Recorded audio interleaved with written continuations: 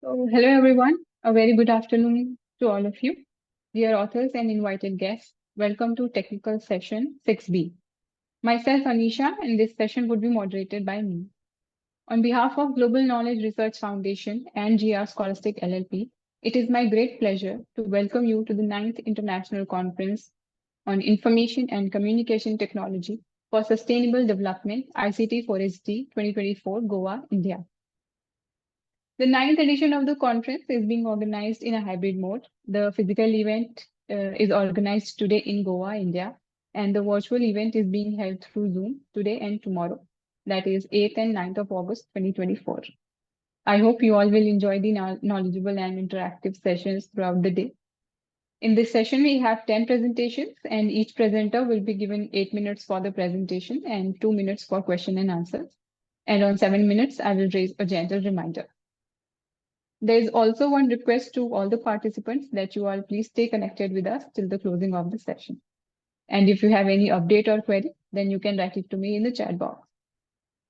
So just before we start the session, I would like to introduce you all to the chair for this session, Dr. Nidhi Tiwari. She is presently working as Associate Professor in Department of Electrical and Communication Engineering, Sage University, Indore, Madhya Pradesh, India.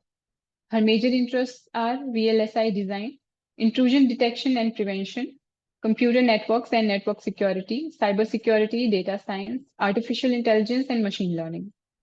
Ma'am, I welcome you to the session. Would you like to give an opening remarks to all the participants? Thank you so much, Anisha ma'am, for inviting me and my introduction. So I want to extend my heartfelt thanks. Am I audible, ma'am?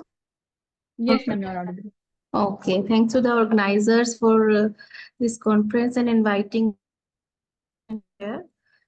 And it's my privilege to be a part of such an important event. So I'm looking forward to the insightful discussions and presentations ahead. And I'm honored to help facilitate the exchange of my knowledge and ideas in this session. So I think please feel free to start your presentations. Sure, ma'am. Thank you for joining us. And now we'll be moving on to the papers. And so our first presenter is Aswati Prasad, and the paper title is A Tourism Potential of LAP District, a study on Vembanad backwaters. Ma'am, are you there?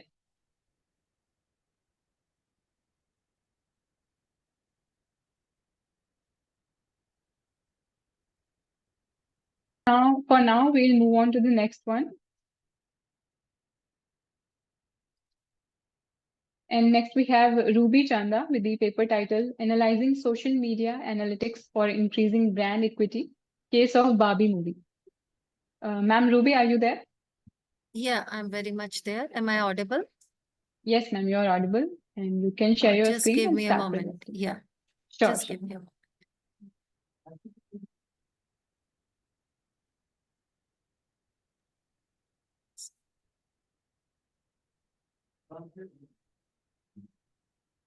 I hope my screen is visible.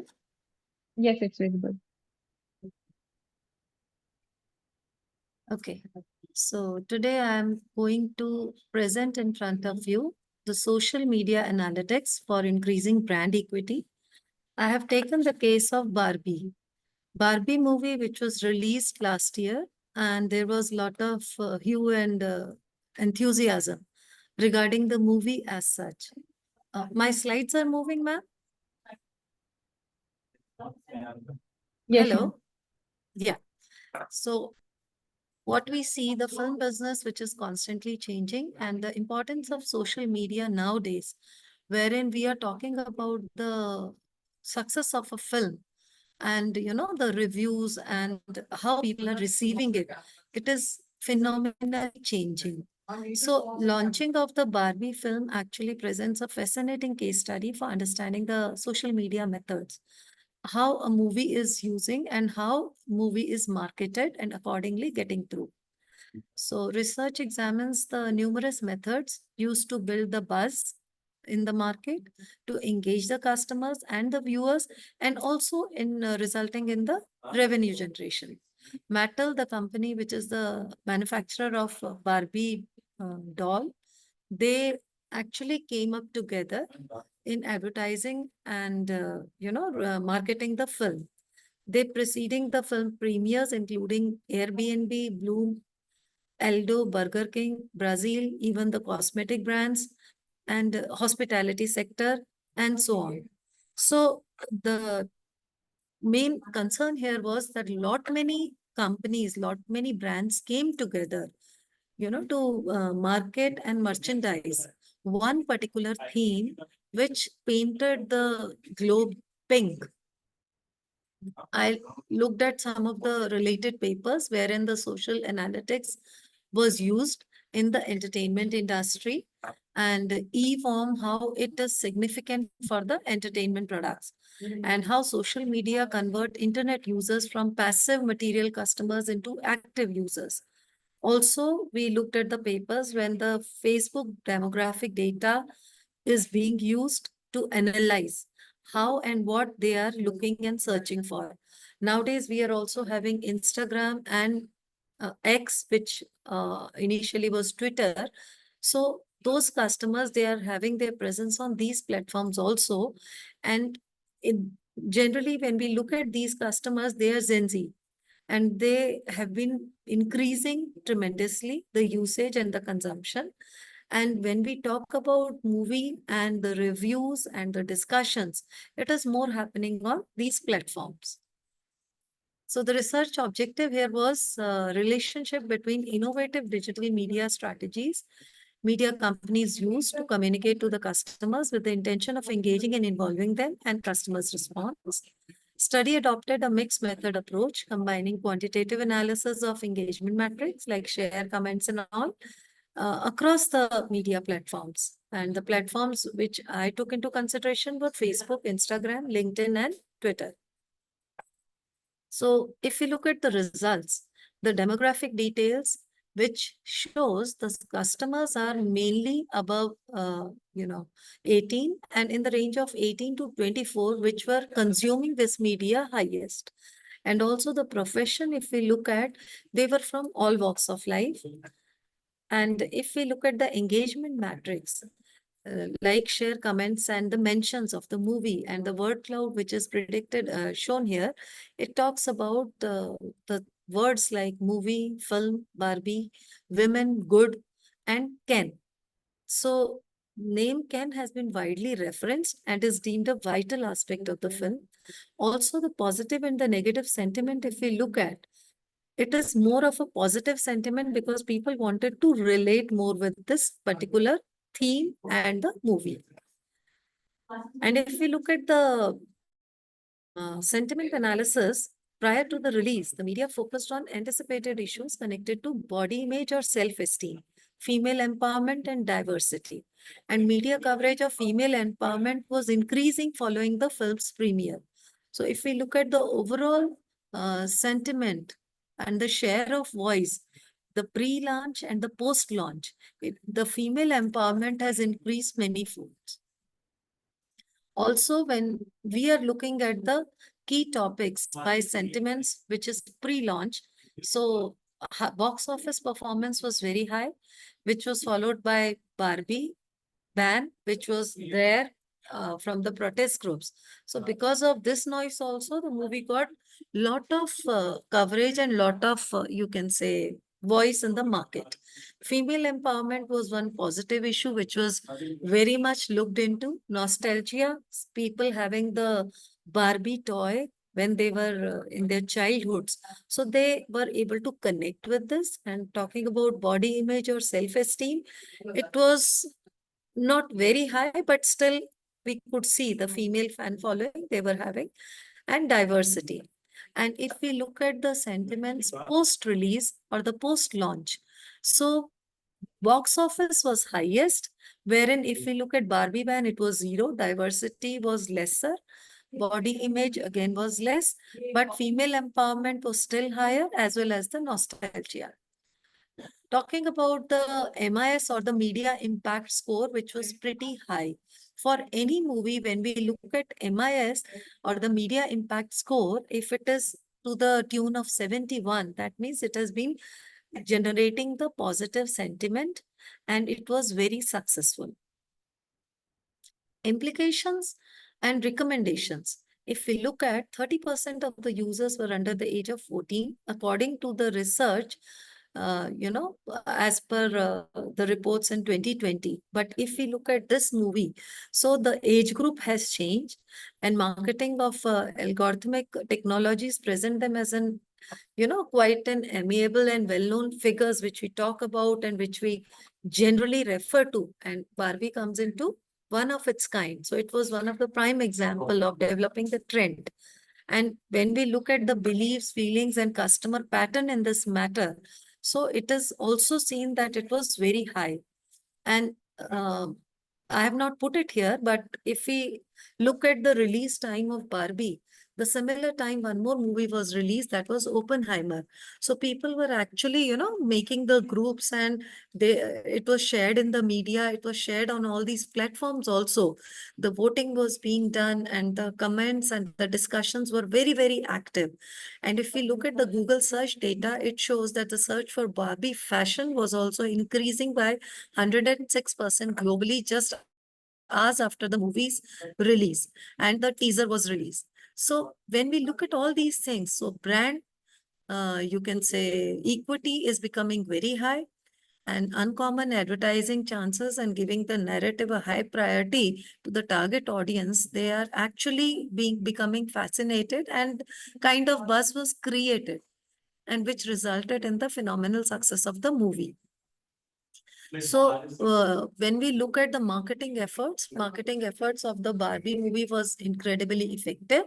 It created a lot of talk on the social media. Campaign has received appreciation for its originality. And movie also garnered a net sentiment of 68 and a passion intensity of 95. Actually, this is quite good and very positive within just 2 weeks. And the film's commercial success and the critical success we all are witnessing, that was very good because of this marketing efforts.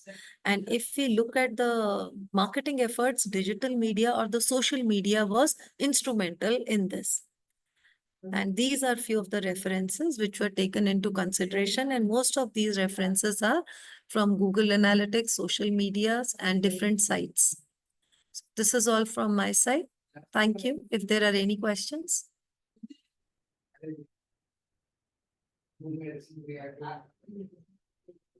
Am I audible?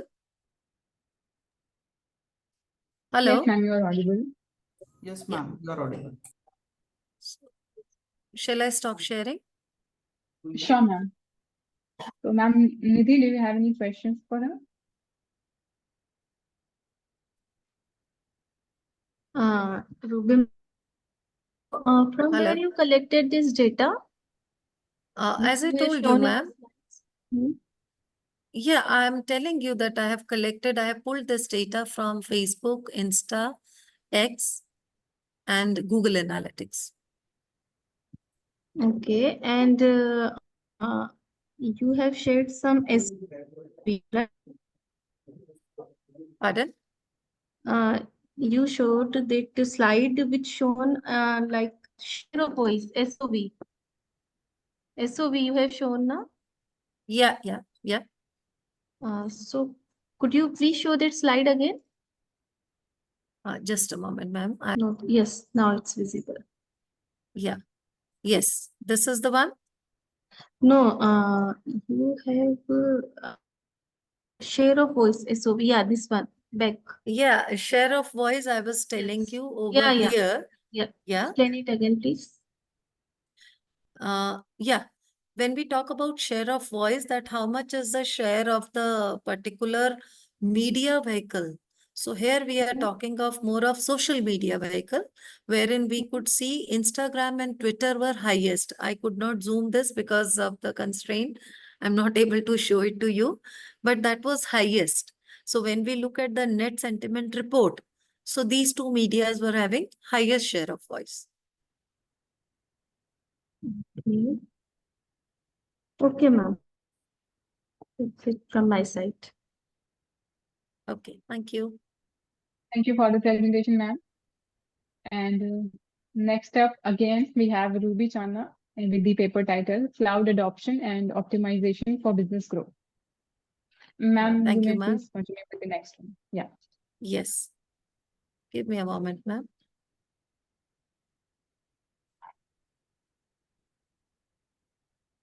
I hope it is visible. My Yes, screen. it's visible. Yeah. Okay. Okay. Here we are talking about cloud adoption and optimization for business growth. Actually, this particular project is, conducted by Professor Rahul Daigude, who's a faculty in technical side, but unfortunately, he's not present today. So I'll be presenting on behalf, and please excuse me if I am not able to clarify more in details. So although everything as a service is known as SaaS and other cloud service organizations, cloud computing providers offer their services to the variety of models. And as we look at the models, there are three standard models: IaaS, PaaS, and SaaS. So they are all infrastructure platforms, and software as a service models are sometimes depicted as layers in the stacks. Proprietary version of PaaS is also used by several integrations and data management systems. And data platforms as a service and integration platform as a service are two examples. So customers that utilize the platform as service model, that is PaaS, have controlled over the application used and the potential customization of application holding environment, but they have no control over the network operating or capacity that comprise of the foundation of the cloud. So regarding the literature review, the demand of SaaS solution grows. Amazon introduced Amazon Web Services, allowing organizations to operate their own softwares as a service applications. Additionally, other large institutions also began recognizing the potential of building and computing the platforms and using for their specific requirement. So few papers we have looked at wherein the cloud in a significance, cloud adoption, cloud usage was discussed, which was more in the data transit, storage, or processing. Some discussions revolve around the existence of the bolted connections. The majority agreed that there's a significant underlying concern driving this issue. So the research methodology which was adopted here was to comprehend the motivation for cloud computing adoption by enterprises, also to research the extent of Amazon cloud installation. So specifically, we have looked at the how Amazon cloud installation and updation is taking up in Indian enterprises and pinpointing the essential elements that influence the improved use of Amazon cloud services, both prior to and following the purchase. So many companies, they have been using Amazon cloud services. So how they experienced earlier when they were not using, and after usage, what was their feedback? So sample size of 49 companies. So we have taken a representative from these companies because companies are pretty big and the person in charge of the cloud installation and usage were only contacted. Sampling is non-probability because we knew whom we have to talk to and what data we are looking at. So if we look at the data analysis, the gender-wise distribution of the people, you can see here, the females in those companies were around 23 and the males were 26. And the frequency and the age and the job position also is depicted here. The people whom we contacted and took the data. And if we look at the cloud service preferences, so majorly Amazon CloudFront was used, Elastic Cloud Compute was there, Amazon Relational Database Services were there, Amazon S3 was there, Amazon Virtual Private Clouds were there. So all these services were present, and you can see the frequency. The most used was Amazon Relational Data Services. And methods to implement Amazon Cloud, surprisingly, 5% people said that they are not aware of, and some said that part of strategic effect, and a large percentage talked about the standalone applications. So the scenario was very, very confusing because they have been using this cloud services for a longer period. And if we could see, Amazon Cloud Front preferred was by 18.4% of the population, and Elastic Cloud Compute is preferred by 10.4%. So again, they were mostly into standalone applications, so they were not very clear about that other applications are also there. Likeliness of using Amazon Cloud in future, most of them said yes, definitely they will be interested in, and 8% said that their organization probably will continue because they were not still in the position to explore other services which are offered. And when we look at the performance outcome, 42.9% respondents have given outstanding performance of Amazon.com for their particular organization. Now, talking about satisfaction ratio, we look at the 36.7% of the respondents that said their organizations are satisfied. Whereas if we look at the time taken by the company in receiving ROI from the particular investment, majority of the respondents said that they get return on investment in 12 to 17 months. Similarly, the question which came to the mind was, what was the motivation of including cloud computing into their operations? So surprisingly, most of them were saying that it has enhanced their sales revenue as well as their customer loyalty and customer satisfaction. When we looked at the new customer, to win new customer, it was not that high. Improving customer services was also, at the average level. Reduce operational cost was also not achieved in maximum of the organizations. But yes, improving data quality was something which they all agreed upon. And upsell opportunities, as I told you earlier, still not explored much. But marketing effectiveness, they were very much positive about. And when we looked at the post-purchase evaluation, so the primary involvement with the Amazon was described best as, again, relational database services. So we conclude here the use of cloud is regarded as the blessing with the ability to bring about a variety of advantages in the IT industry. These can be helpful in overcoming financial obstacles. And when we look at the Indian subcontinent and the companies which are using this cloud maps, they are still not in the, platform that where they're exploring more what these clouds can do. Employee training, recognition, and other capabilities which are having their standard operations and this applications. These are the services where they're using it more and more. And now successful cloud adoption, if has to be done, proper training, reward, and recognition for the employees is recommended. And human element is crucial in leveraging the services effectively, and they need to explore it to understand it better. Study also indicated that cloud technology is poised for continuous growth in the future. We all are aware how technology is changing and how it is upgrading itself. And when we are looking at the opportunity in this sector, it is huge. These are few of the references which we have considered while preparing this research article. So this is all from my side. Thank you. If there are any questions, I am happy to answer.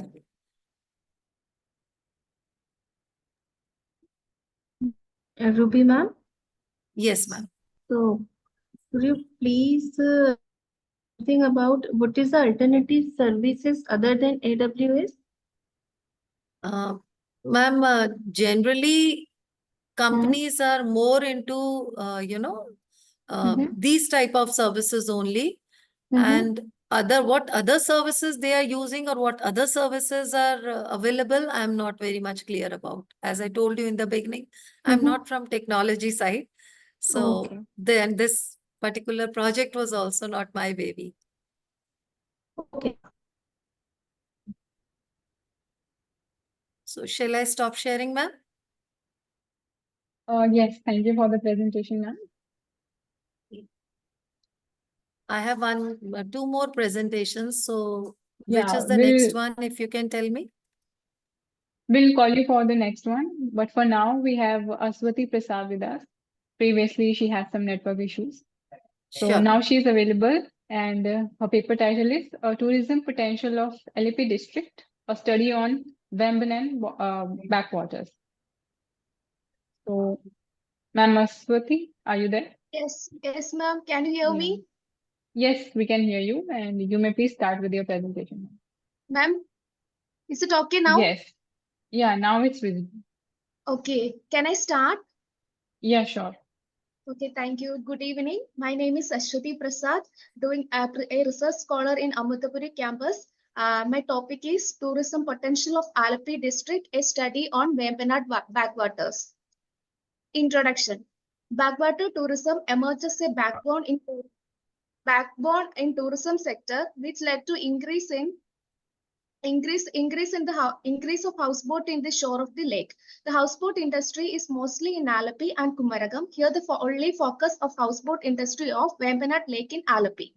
In Vembanad Lake, waters the Kettuvallam, it is a major tourist attraction of Kerala. There is approximately 700 Kettuvallams in backwater. Platinum, gold and silver are the categories assigned for houseboat by Kerala government. Apart from the houseboat services, government boat services are also provided by Kerala State Water Transport Department within the district. Vembanad Lake is a vital part of backwater tourism with lots of Kettuvallam piled on it, and there are lots of resorts near it. There are houseboats which we can go more than one day, and one comes with a navigator and a cook. It will provide the tourists with all recreational facility. For backwater tourism trips, Alappuzha backwaters are leading more attraction. Alappuzha, known as the Venice of East with Arabian Sea on west, and has a large chain of lakes, lagoons, and rivers with freshwater intersection. In order to enjoy the marine beauty and have a rejuvenating pleasure in blending with nature, Alappuzha backwaters are one of the most prominent destinations to be visited. Scope of this study: Kerala is blessed with a natural diversity with abundance of natural resources, and with its beauty, it is known by God's own country.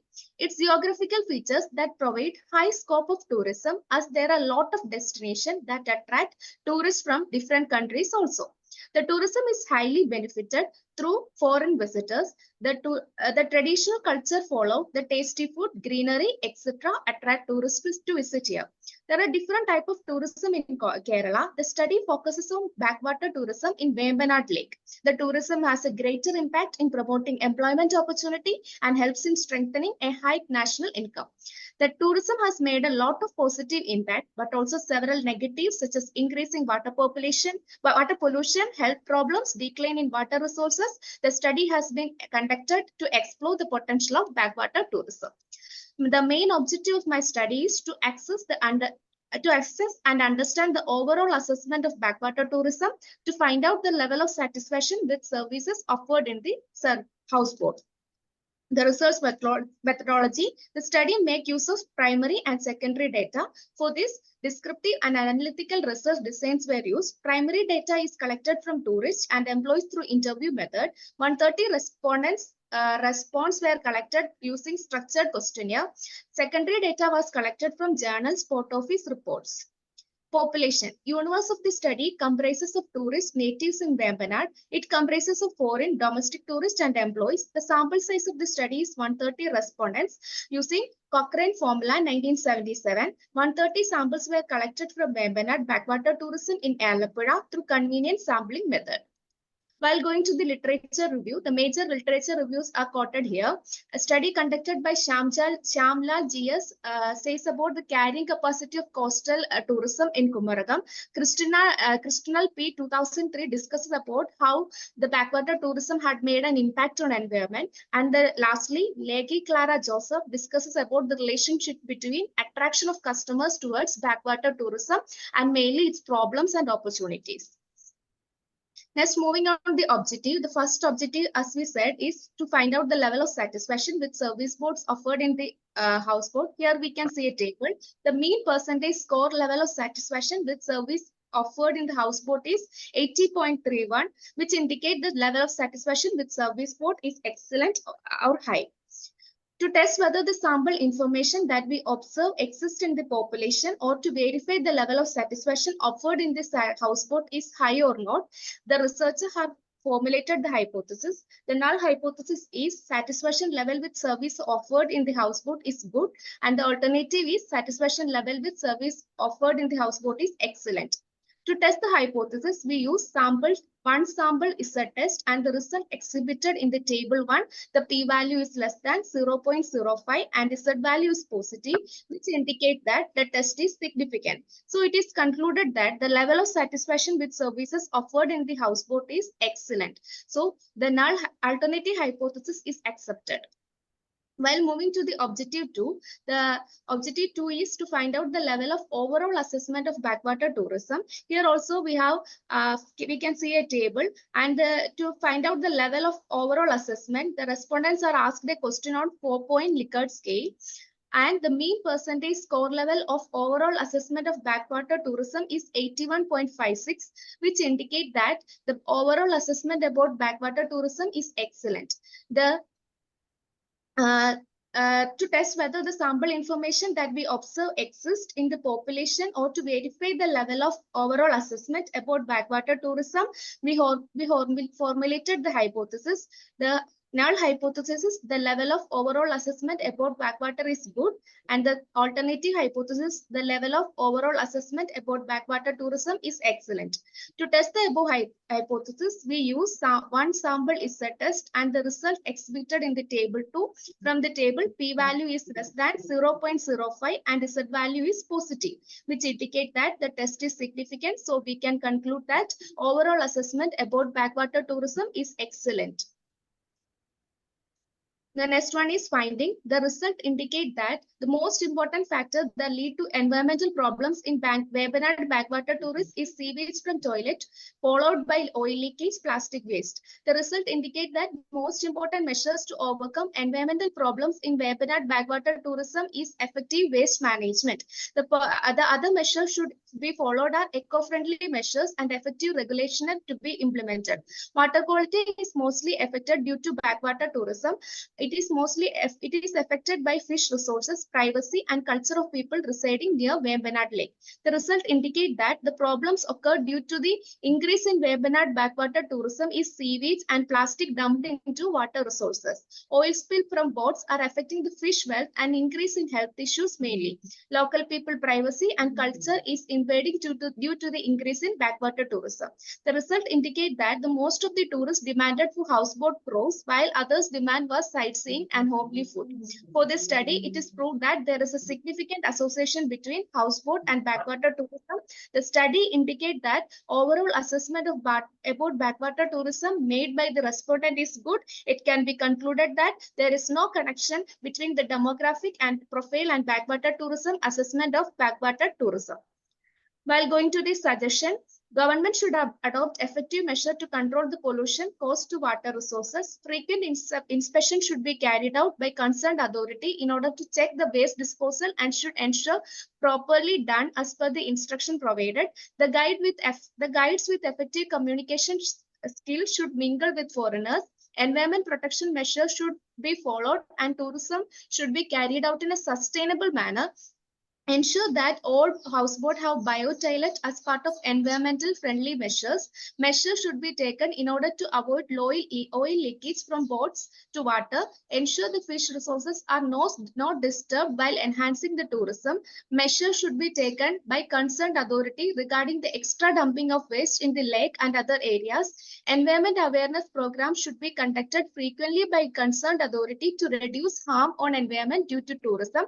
Proper controlling should be imposed to reduce plastic waste. Backwater tourism should be undergone in a sustainable manner, so to implement sustainable development policies for backwaters.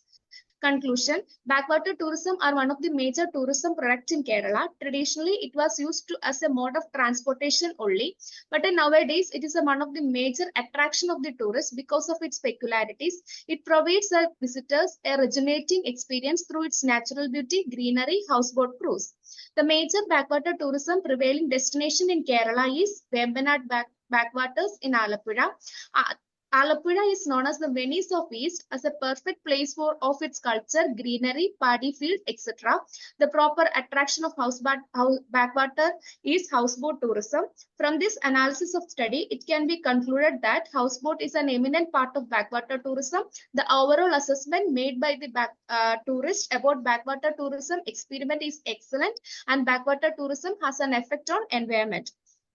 Through the study, it has been proved that there is a significant association between houseboat and backwater tourism. The backwater tourism in Vembanad Lake have both positive and negative impact. Improper ways of carrying out tourism has affected the environment and also impact on fish resources also. So in order to reduce the current issue prevailing in backwater tourism and to enhance the growth of in future, certain measures are to be followed and implemented urgently.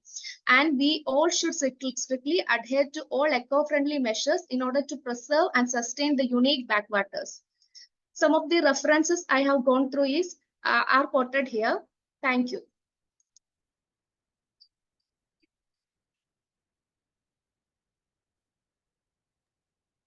Hello, ma'am. Yes, ma'am. Which type of tools have you used? Ma'am, Which type of tools have you used? Ma'am, I have used and hello, ma'am. I have used chi-square one-way sample. SPSS, ma'am. Okay, and which version? Ma'am, descriptive analysis. Okay.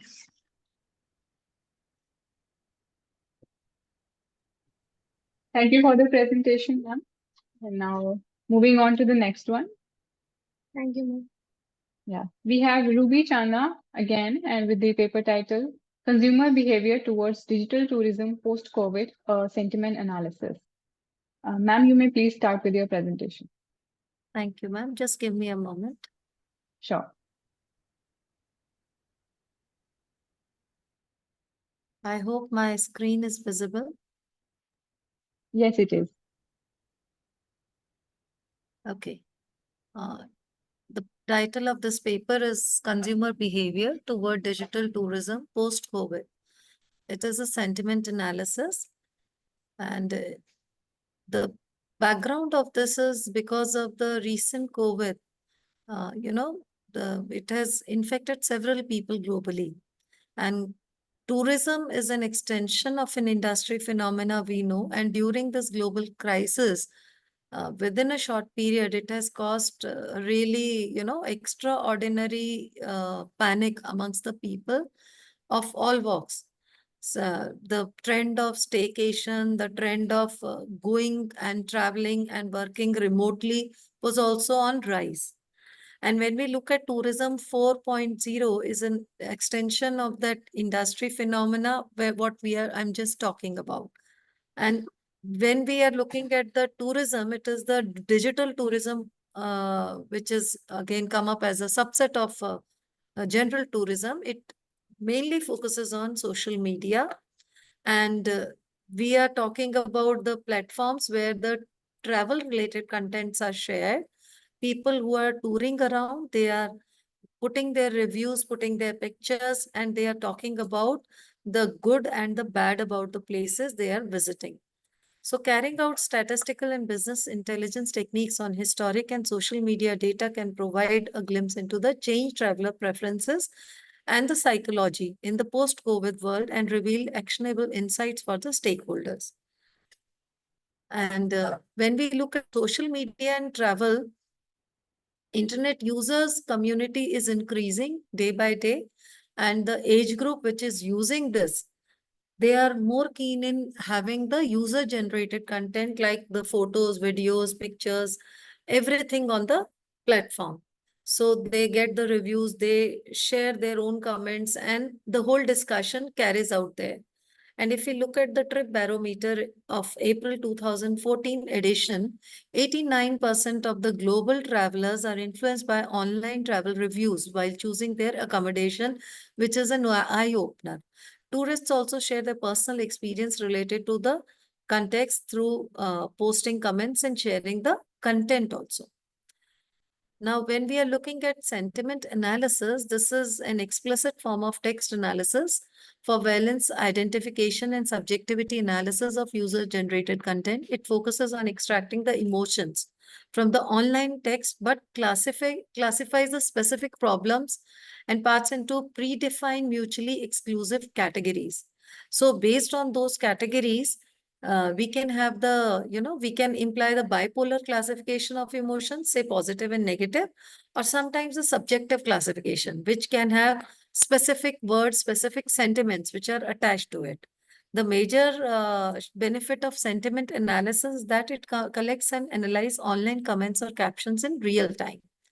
So which is actually very much related to the generation which is using these platforms. Research is carried out in 2 stages. First stage, a questionnaire was designed and circulated to around 115 people, of which 62 responses were received. Target age group was 18 to 50 years old, and 62 responses were acceptable in the first stage, since the second stage of social media analytics would be supplementing this. And second stage was sentiment and spatial analysis, wherein Indian Instagram influencer accounts, they were looked at, those influencers which were having followers more than 10,000, and they were followed on Instagram, and their accounts were, using Tableau, were identified and analyzed, and a total of 479 contents which were posted by 3 influencers were analyzed. Sorry, there were 5 influencers, not 3. And analysis was carried out from 2 perspectives: content creators and content consumers. So these influencers were coming into the category of content creators. Now, if we look at the data, we had the travel influencers data also. They are out of those 62 responses, as well as these influencers. So which are the travel influencers they are recognizing? And in there, if we look at these statistics, they are pointing out to, She Nest Treasury. And then the second place was by the Cruise Passport. So these few accounts were mostly followed by all the travelers. And if we look at the demographics of the users, it was highest in the age group of 26 to 35, which was followed by 36 to 45. And most of them were people who were working, and they were traveling while working remotely. Now, how do you describe yourself as per social media usage? In there, people were mostly saying that they are dormant users. They casually, they, browse through the stories and all. And when they like it, they become more active. Now, when we looked at which platforms they are usually looking at, so it was Instagram mostly, followed by Facebook. And if we ask them on the scale of 1 to 10, what is the influence of social media sites on your travel plans and destinations? So 27% people said that they are largely influenced by the social media. They looked at these comments and the reviews very seriously, and they take into their decision-making part that which destination would be good or not good. Now, if we look at the social media accounts they are having, so mostly they were having Facebook, Instagram, and Twitter. And a small percentage say that they do not have any account anywhere. Now, if we look at the influencers, those 5 influencers which were talked upon, we are looking at their posts. And if we consider this, most of the times they are talking about the place, about their beauty of the place, the services, and the pictures and the review. This is the Tableau analysis of all 5 influencers. Now, it has been observed that social media plays a very important role in marketing, making their travel choices and destination decisions. Sample size was, largely, if we club those 2 age groups, was ranging from 18 to 50. 93% of the responses or the residents are live users of social media platforms, and they are posting. In fact, when they said that we are dormant users, but they are browsing and then looking at the reviews, they're posting also. Live users, 40% are high frequency users and regularly post content, whereas most of them are browsing, looking at the other responses, and then they post. Insta and Facebook are the most preferred social media platforms. Pre-COVID theme of the Instagram content of the creators used to revolve around exploration, adventure, culture, food, people, and review. And when we look at the content that was upbeat and urge people to travel throughout the world, this was the keywords. And post-COVID, there was slight change. It changed to throwback, positivity, fun, activities at home, and offbeat or the local explorations. During pre-COVID time, content consumers like posts which told positive stories about culture, stay locations, people across the world. However, during the post-COVID, they were more into relationship, offbeat destinations, and travel guide based on the experience of the creators. Environment, food, and fun at home also seemed to pick customer interest. Locational range of travel was huge in pre-COVID. People traveled from Caribbean to Australia and Iceland to Bolivia. But when we look at post-COVID, they were more fascinated by the localized places. General sentiment among travelers pre-COVID was on exploring deserts, mountains, and fullest, and talking about the culture, living life to the fullest, and looking at the world actually. But when we look at the post-COVID, sentiment changed to lockdown, social distancing, appreciation of the smaller things, gratitude, and creating fresh bucket lists and rediscovering home and family.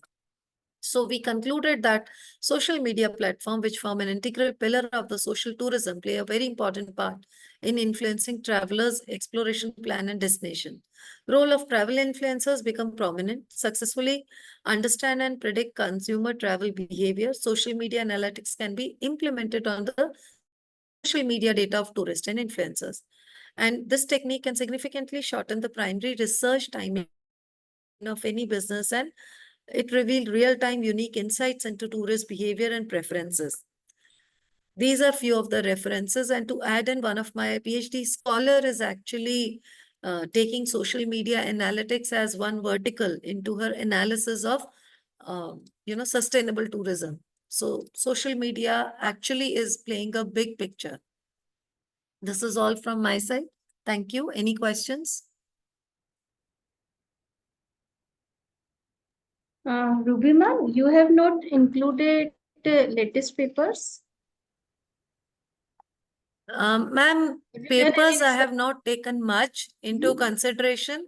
I have focused more on the social media and the data pulled up from the social media. Basically, focusing on influencers. Okay, but paper you have mentioned here in 2020, right? Yes, because mostly we are talking about pre-COVID and post-COVID sentiments. So I took that period and those papers. Okay, ma'am. With the permission of chair and the coordinator, can I continue with my last presentation also? Ma'am, actually, Because you'll I have have a class to after wait that. for your turn for the next one because we have to follow the schedule that is mentioned on the website. So, True, ma'am. I'm just requesting because I have a class. So I was just wondering if I can do it. Otherwise, I'll have to cancel my class.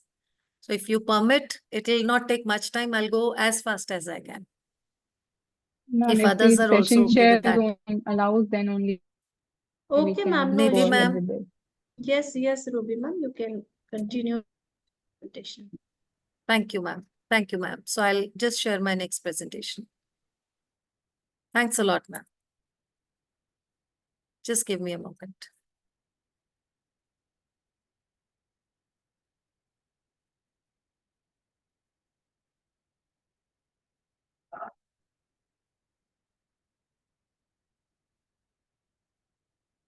I hope my presentation is visible, ma'am. Yes, it is. Okay. So my last presentation is wearable devices in education, enhancing learning and teaching.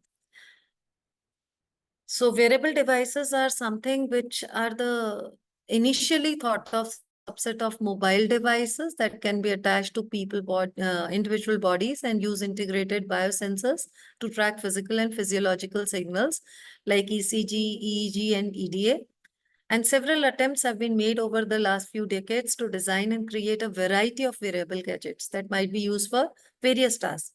Most wearable technology products created in 2010 have a fitness related focus, but now the focus is changing.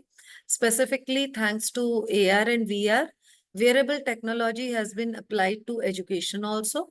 So, despite little professional development, many wearables are widely available off the shelf also and simple to incorporate into curriculum without requiring large adjustments. Now, if we look at the statistics here on the production of wearable devices, it shows that 32.8 million wearables shipped in 2023. So the growth of 37.2% year on year and 30.6% quarter on quarter was visible in the last year itself. So the current article peeps into the scope and significance of wearable technology in education. And the purpose of this paper is to analyze current advancement in wearable technology for learning in greater details. And especially in higher education setting, it has been used, but wherever, if we look in the global scenario, country as small as Taiwan and Korea, they are using wearable devices in their primary education also. So the size of the world market for wearable was estimated at US dollar 1,375.07 millions in 2022, and it is projected to grow at the CAGR of 16.35% over the period of 2028. And the major players in classroom wearable devices are Apple, Google, Samsung, Fitbit. Fitbit is actually coming down a little bit. Adidas, Nike, and Epson also. So top 10 wearable technology trends which will change the future learning, make it more immersive and engaging are head-mounted display, wherein students and trainee may have immersive learning experience thanks to AR/VR, as I earlier said. This includes interactive teaching material, virtual field excursions, and actual life simulations. And it also helps people with the mobility and hearing difficulty to communicate and navigate. Beacon technology, it is improving the wearable functionality by pinpointing the location of assets in real time and accuracy. Then GPS trackers are there, which we are all aware of. Wearable heart monitors, which are, spotting the early warning indication of cardiovascular problems such as irregular heartbeats or high BP, enabling prompt diagnosis and therapy. It is mostly used in medical colleges. Then smart clothing, smart clothes also known as electronic textiles, integrate sensors, electrical and connection technologies to offer features not found in conventional clothing. Generally in retail management and fashion industries trying to use this smart clothing. Then hearables, most of the time hearables are worn in near the ear and resemble earbuds or headphones. They frequently include sophisticated EQ and noise cancellation features. For travelers or workers in multilingual situations, hearables are very, very useful. 5G, we all are aware of. It is high definition videos. You can get fastest data transfer rates, and it also improves the capability of wearables. And we have artificial intelligence, where wearables are made more user-friendly and efficient by manufacturer by integrating AI into the product. So virtual assistants are provided and which allow user to perform tasks and access information. Then biosensors wearable are there, that gadgets are in different physiological factors they are working and tracking, like blood sugar level, heart rate. They are mostly used in research and disease management and also in fitness tracking. I just talked about Fitbit. It was the first one to use biosensor in fitness management phenomenally. So big data and analytics, collection, storage, and analysis of large amount of data generated by wearable technologies is making it easier, for people to use it and track their activities, their levels, their speed, sleeping habits, and other health-related metrics of the wearer. Now, these are few pictures of the wearable technologies. One of the early application in education was using VR headsets. generally when we go to the museums, we go to the galleries and exploration centers, we see that the headsets are provided. Sometimes the earphones are provided wherein you can listen to the overall commentary, and then GPS trackers are there where you can track which particular artifact is kept where, and it helps you to locate and you are also not lost.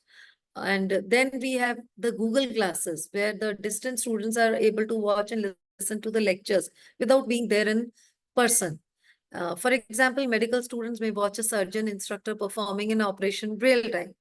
Then uses a brain sensing headband that generate data that is delivered to tablet or smartphone.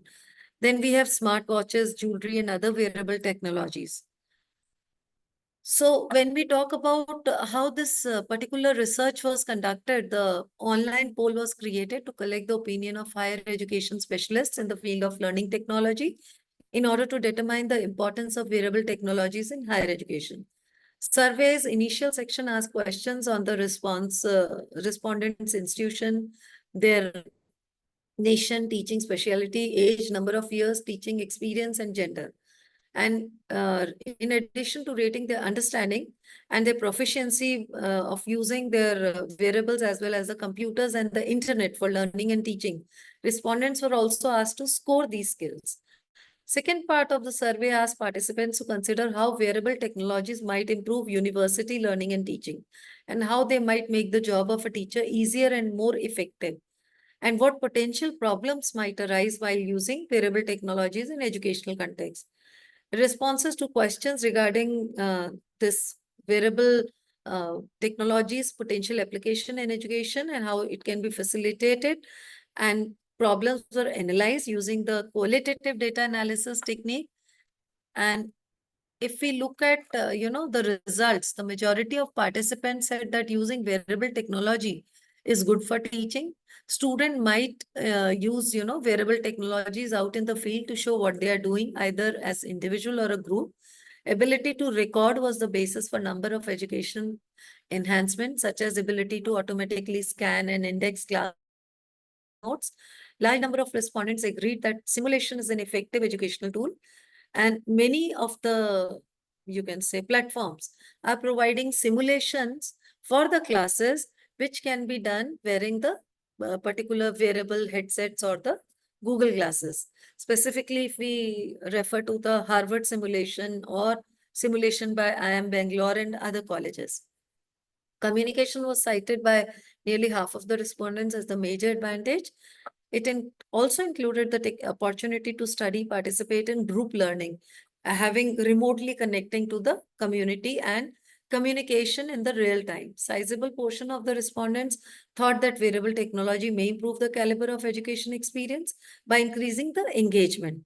So they are more active, they are more interested, right? And one more addition we saw was the gamification. Although a very small percentage of the respondents, they brought up gamification, because still in education, gamification is limited to quizzes mostly. But when we look at the wearable technology's unique capacity to offer discrete and contextualized feedback, they were very much keen in this. And if we look at the conclusion, the use of wearable computers in education provide a number of benefits, but is also accomplished by a number of limitations. Like wearable technology and educational environment is used in, determining the degree of individual limitations. There are different circumstances where the technology has negative effect also. So many a times over-reliance on technology is proving as a barrier. So when we talk about gamification, students are more interested when they are putting this wearable technology more for simulation or gamification mode. But when we are talking and asking them for other aspects, their feedbacks and their debates and discussions, so they are not very keen.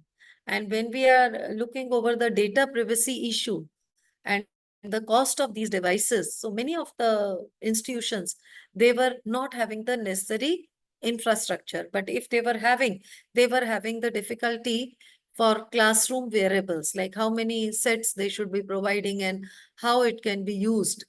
And also the wearable technology for learning and teaching may be constrained by lack of adequate assistance. So teachers have to be trained for this. So full adoption of wearable devices would be there provided all these barriers can be looked at. These are few of the references which were considered while conducting this small study. So thank you. That's all from my side. If there are any questions, I'm happy to answer.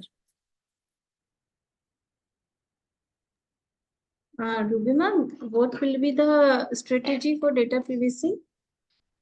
Ma'am, data privacy in India, we do not have still the data protection bill, which is implemented fully. But in other countries, yes, they are having the, the consent form also about sharing the data. And they have the bills which are active globally, wherein they are restricting the respondents for sharing the sensitive information, but the general information which they are sharing with, wearing this technology and using this technology would be only used for that specific purpose. And there is, you can say, they are signing an agreement, the students and the institution.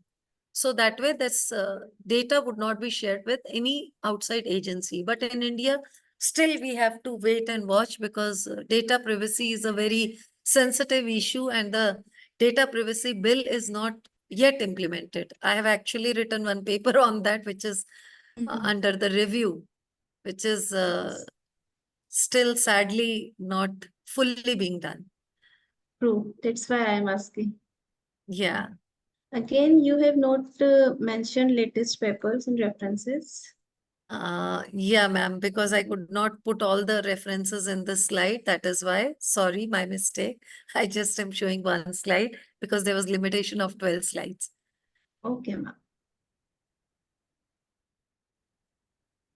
Thank you. Shall I stop sharing the slide presentation, ma'am? Yes, ma'am. Sure, ma'am. Thank you for the presentation. Thank you, ma'am. And now we'll be moving on to the next one. And we have Garapati Lalitya to present her paper with the paper title Enhanced Symmetric Cryptography with Multi-Factor Authentication. Good Ma'am, are evening, you ma'am. there? Am I audible? Yeah, ma'am. Am I audible? Yes, Good evening. you're audible. Yes, Yeah, yes. I'll share my screen. You may please start with your presentation. Yeah, Yeah. one sec. I hope my screen is visible, ma'am. Yes, it's visible.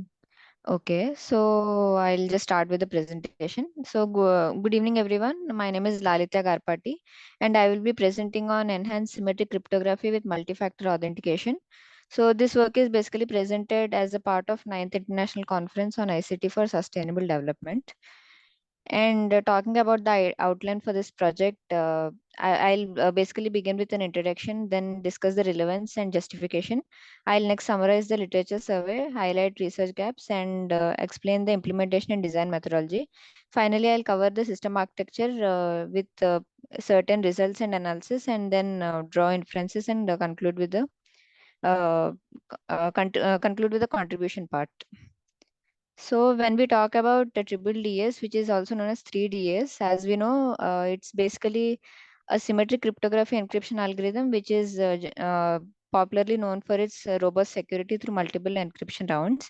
It basically uses encryption methods, multiple encryption methods, we can say, for strong security. And I have also used OTP, which is one-time pad. So this is basically used for maintaining perfect secrecy with a random key. By combining them, we basically make sure that encryption strength is perfect. And also in this paper, we have compared this hybrid to RSA, Blowfish, DSA, Triple DS, and AES.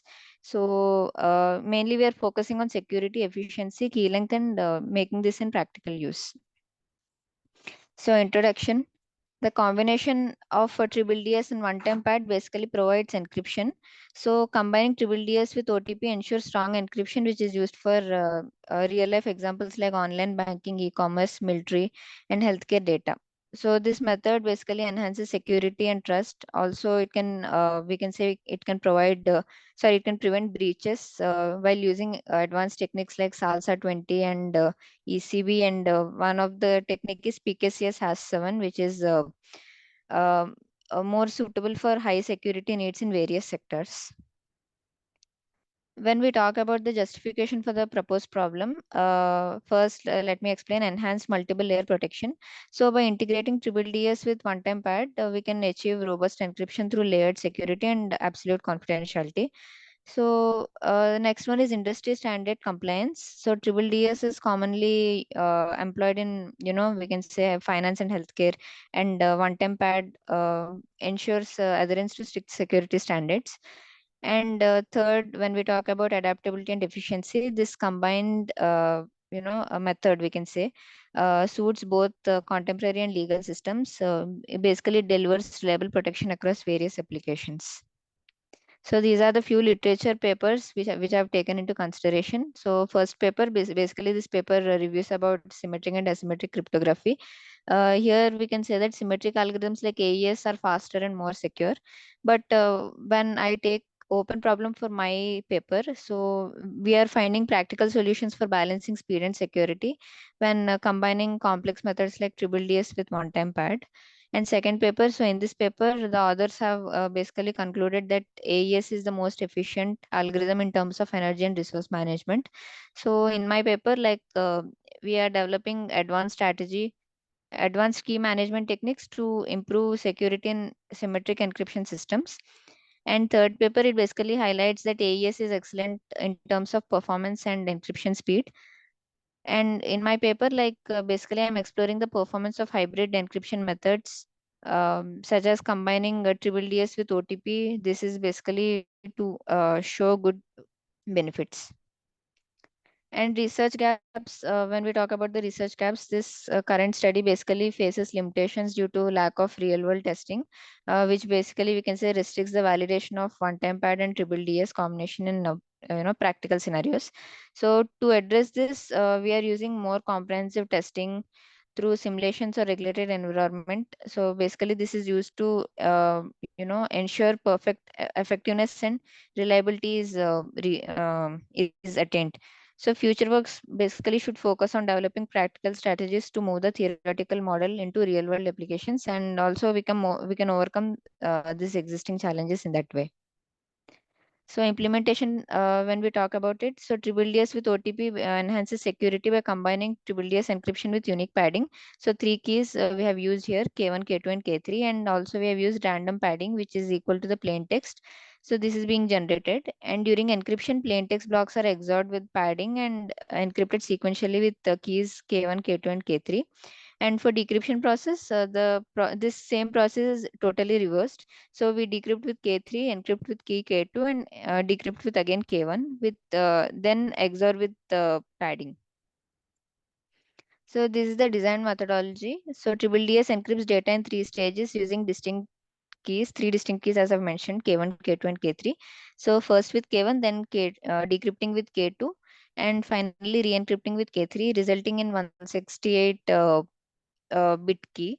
So this process is reversed for decryption. Also, like it ensures strong security through multiple layers of encryption. And this is the system architecture we have used. So triple DS makes use of 64-bit block. So as I've told, DES uses K1 to encrypt, K2 to decrypt, and K3 to encrypt once more. So the encryption algorithm of triple DS follows an EDE, which is encryption, decryption, encryption sequence. So one point to mention, so when we talk about disadvantages of triple DS, it is basically slow in terms of software, because we can say it is designed specifically for hardware implementations. So it is applied thrice on the same data or information. So it is considered a waste of time. And these are the results and analysis. So triple DS is paired with OTP, which enhances the data protection by combining OTP's perfect secrecy with this triple DS multiple encryption layers. So the combination basically we can say improves data confidentiality and makes the system more resilient against attacks. So this basically offers superior security for specific applications compared to other encryption methods. So when we talk about the sensitivity we have used, so AES basically outperforms triple DS with one-time pad due to its flexible length. So here 128, 192, or 256 bits are used. So this basically enhances its resistance to tampering and brute force attacks, we can say. And in algorithms like DES and Bluefish, with their shorter keys are more vulnerable to breaches. So a triple DS here, when it is combined with OTP, gives specificity of 90%. So OTP's secrecy ensures that encryption is not breakable and it is used correctly. So this makes it unique, and like this is also considered as one of the advantage for triple DS with OTP when it comes to layered security, and like it ensures high protection and reliability when there is data integrity. And this is one of the parameter again I have taken into consideration, which is F1 score. So triple DS when combined with OTP ensures that we can say it ensures AES and Bluefish are having lower score as compared. So this is because complex encryption process and challenges of managing OTP keys. So complexity basically increases computational demands and logical issues.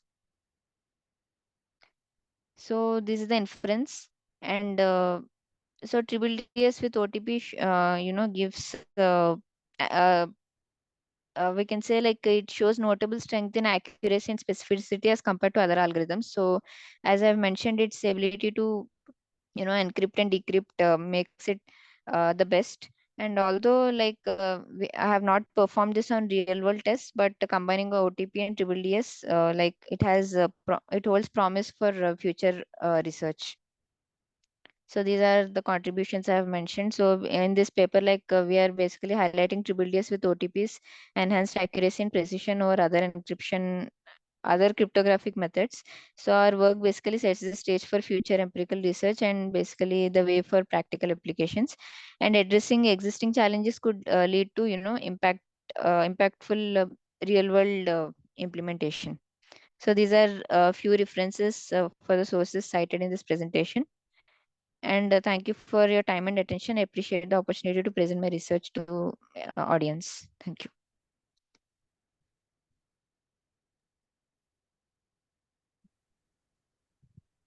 Hello.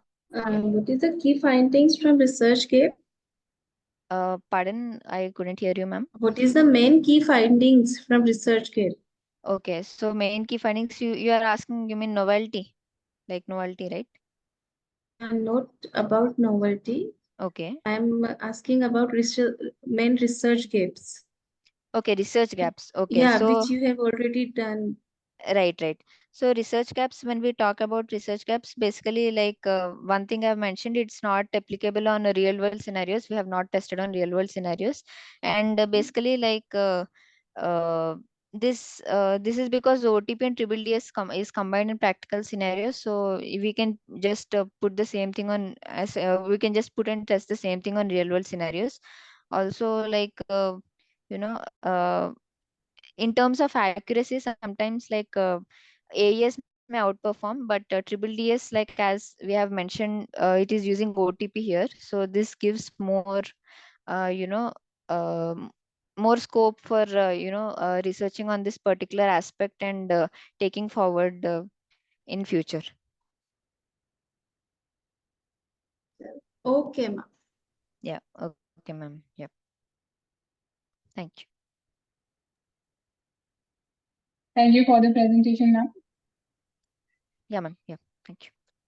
Moving on to the next one, we have Arjun B with the paper title Evaluating User Intention to Adopt Smart Home Devices in Emerging Markets, a Customized TAM Model. So, ma'am, I'm Sir, are you audible? there? Yes, you're audible. Okay, ma'am. You Just may give me a please start with second. the presentation. Sure, ma'am. Just give me a second. I'll share my Sure. PPT.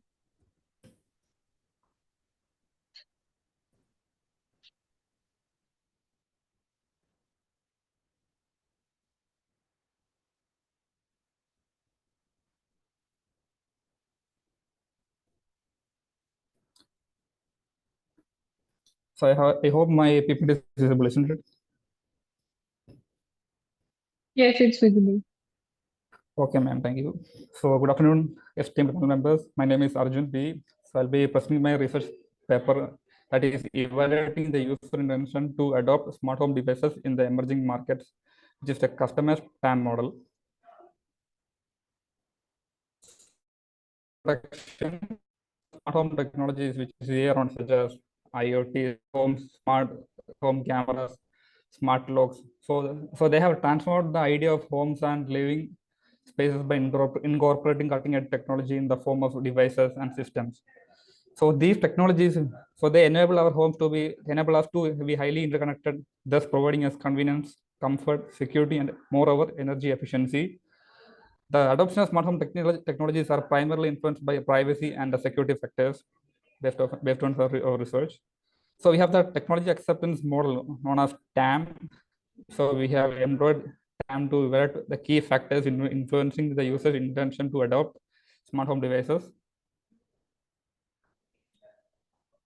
So just a second, ma'am.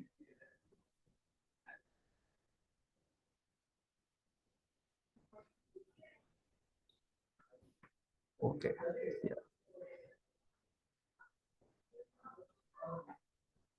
Sorry for the delay. So the adoption of smart home, yeah. So coming to literature review, so we have past studies, that is, like we have the studies showcasing that modification adoption of models, that technology adoptions in emerging markets. So from that study, we came to know the performance expectancy, like facilitate conditions and habit. So that are the key factors influencing the adoption of digital library systems in remote India. So we have other research which provides a comprehensive review of TAM, including its usage, modifications, limitations, and criticism. So from that study, we came to know that the perceived security variable is a key driver to the adoption of smart home technologies. So here we have the hypothesis development, that is, here we have the proposed conceptual model here. So we have perceived performance expectancy in positively influenced behavior intention, social influence, which has a significant positive association with attitude, perceived connectedness, which are positive impact on perceived ease of use, and perceived ease of use, which has a direct association with attitude, and perceived security, which have a positive association with attitude, as well as attitude with behavior intentions. So coming to the methodology and analysis.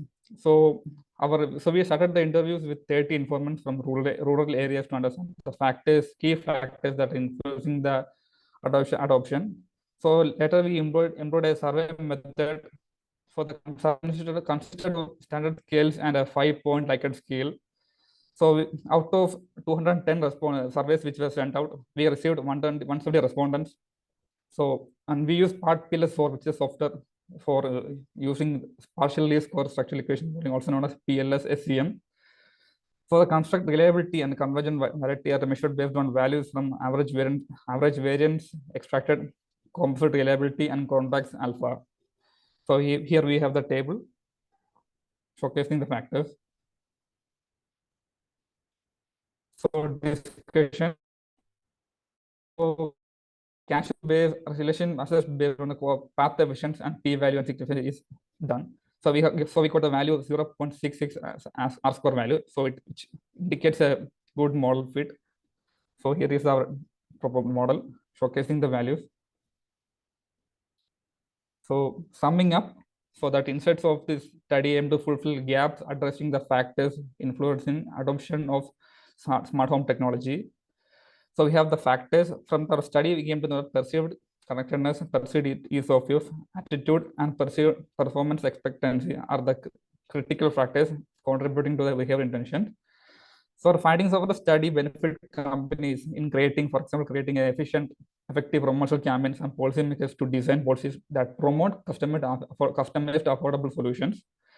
For our current study, which is done in Kerala, so further studies could be expanded to wider geographical regions other than Kerala across India.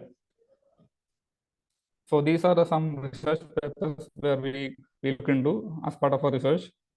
So that sums up our presentation. Thank you. Is there any question you could have?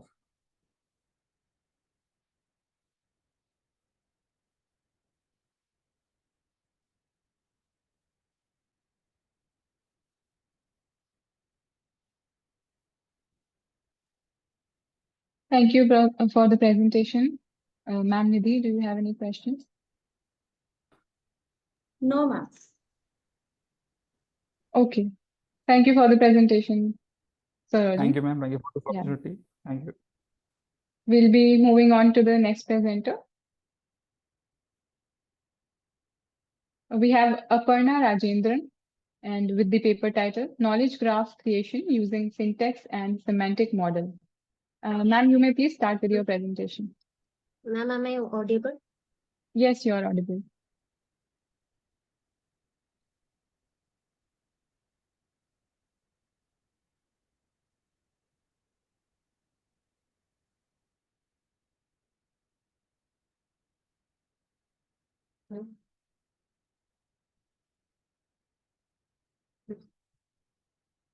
Good afternoon to all.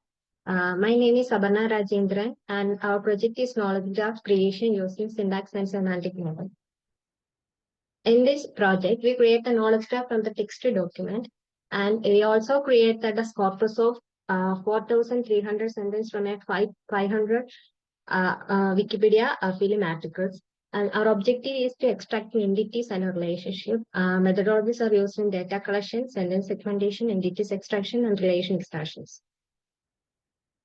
Next is the knowledge graph. The knowledge graph is also called as semantic network. It is represented as real-world entities and its relationship. The entities included objects, events, situations, or concepts. The graph illustrates the relationship between these entities. The entities are denoted by nodes and the relationship is denoted by edges. For example, the Eiffel Tower is located in Paris. The entities are the Eiffel Tower and Paris. And the relation between these two entities are located here. Next one is the literature review. The first paper introduces a multitasking learning approaches for identifying and classifying entities and relationships.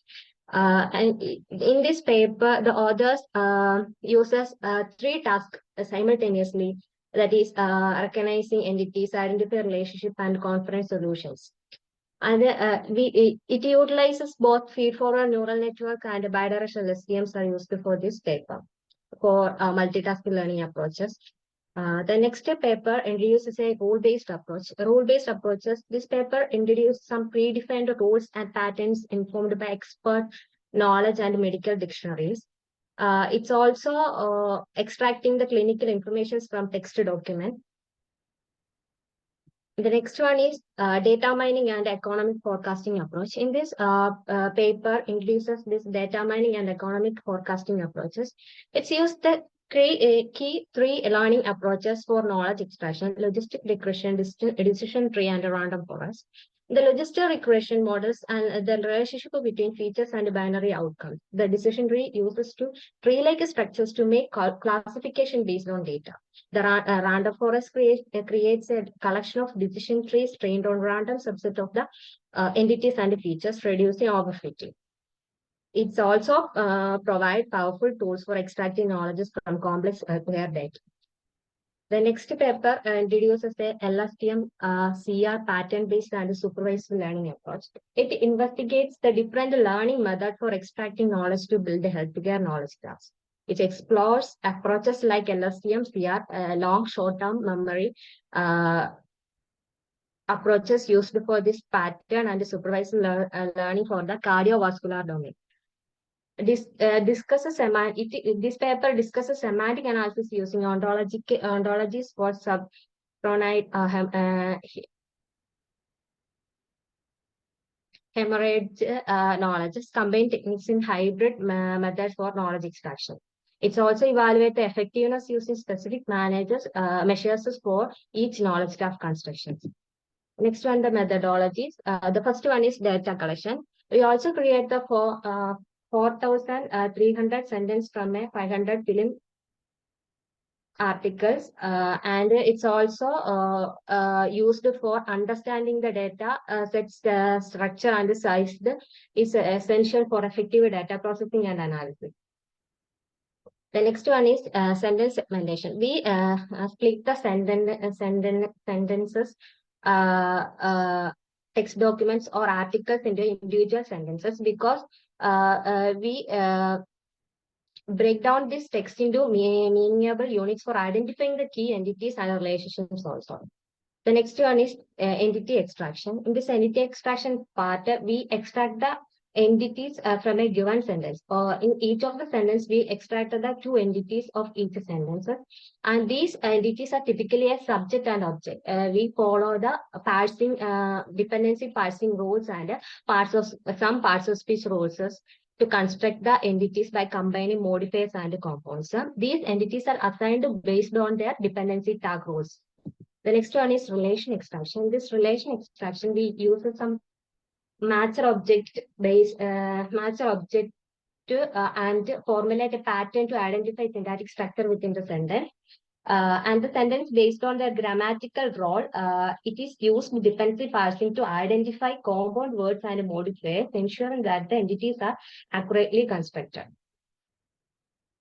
The next one is relation accurately constructed, and the systematic analyze and store distinct syntactic relationship in the list called the relationships, and extract unique elements from the list to reveal language versions. We identified the 50 most frequent relations to enhance understanding of the language usage within the sentences. But we only plot the two relationships.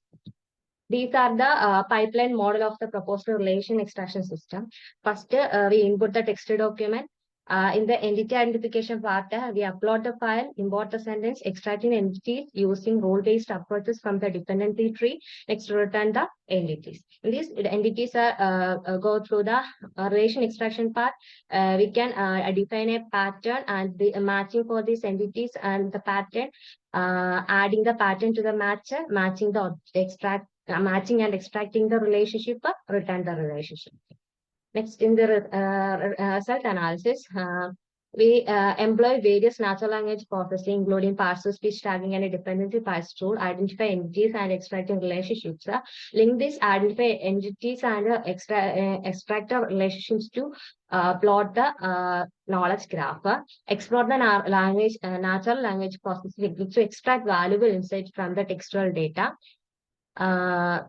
Highlight the most frequent occurring pattern observed in the data set to create the knowledge graph. These are the entities, some of the entities and relationship. Entity one is soundtrack, entities are R. Rahman. The soundtrack composed by R. Rahman. These are the connections of entities and relationships. Screenplay written by Kimberger, lyrics written by Krishna Chaitanya, PK released in 4,844 screens. That are the all entities and its relations are extracted from this. Next one is, these are the knowledge graphs. The first one is full knowledge graph. These two separate subgraphs are specifies the relationship. This second knowledge graph indicate the relationship composed by the third one is the third one is the relation is written by. These are the full graph and the subgraph of the each knowledge graph. The nodes are represented by entities and the edges are represented by relationships. Next on the conclusion part. The conclusion, the consultant knowledge graph focus on movies and the film using text from Wikipedia articles. Dataset including over 4,300 sentences from 500 articles, and also utilize Wikipedia's credibility for insight into cinematic elements, simplify entity extractions and relation identification, demonstrate the value textual data for domain-specific knowledge graph indicating language processing and knowledge representation. These are the references that I am used for this project. Thank you.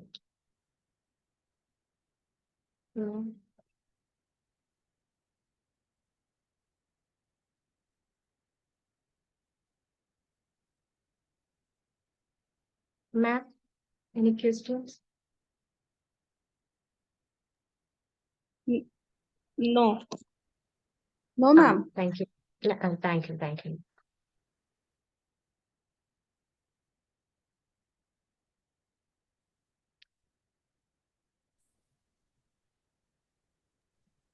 Thank you for the presentation, ma'am. Ma'am Nidhi, do you have any question?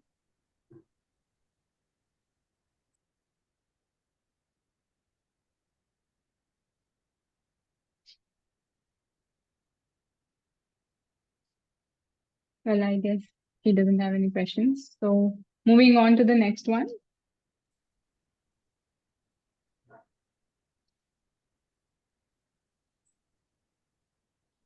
So next up we have Sudhanshu Gonge with the paper title One Day International Cricket Data Analysis Using Microsoft Power BI. Sir, you may please start with your presentation. Yes, ma'am. Thank you. Yeah. Should I share my screen? Sure, sir. Thank you, ma'am. Okay, is my screen visible to you? Yes, sir, it's visible. Okay. So on behalf of my student Amazing Bias, who has currently passed out just in 2024 June as an BTech student, he has done his internship. That paper has been carried out for the data analytics, but the data was being selected for the cricket. Amazing Bias is a student for BTech pass out student from our Symbiosis Institute of Technology, Symbiosis International Deemed University, Pune. And Sudhanshu Gonge, myself, and my colleague Dr. Rahul Joshi, both were guiding to him during his internship and project tenure. So about his work, the analysis of the ODI cricket, the data, whatever he has taken on behalf of him, I am going to present the Power BI. The topics of the data visualization technique, dashboards, and the different kind of designs utilized for the part of the performance of the matrices and the match outcomes, how the player can be analyzed for based on its playing style, based on its career goal, is an important research for our topic. So enhance the decision making in the cricket through the data insights, finding, development, interactive dashboard performance analysis, means what will be the future 10 over run rate, what will be the player wicket, what is the performance, what is the bowling action. On that basis of that we can go ahead, because currently the BCCI also is rigorously working on the action of bowling. Such kind of things are there, but here some of the performance are being shown. So we are utilizing the Power BI. It is more good than the Tableau. It is a Microsoft Business Analytics service for the data visualization and reporting, transforms the raw data into an insightful and interactive report dashboard. It is easy to use, and in the real time updates, we can generate an AI enabled charts also for the data analytics during the live streaming of the cricket match.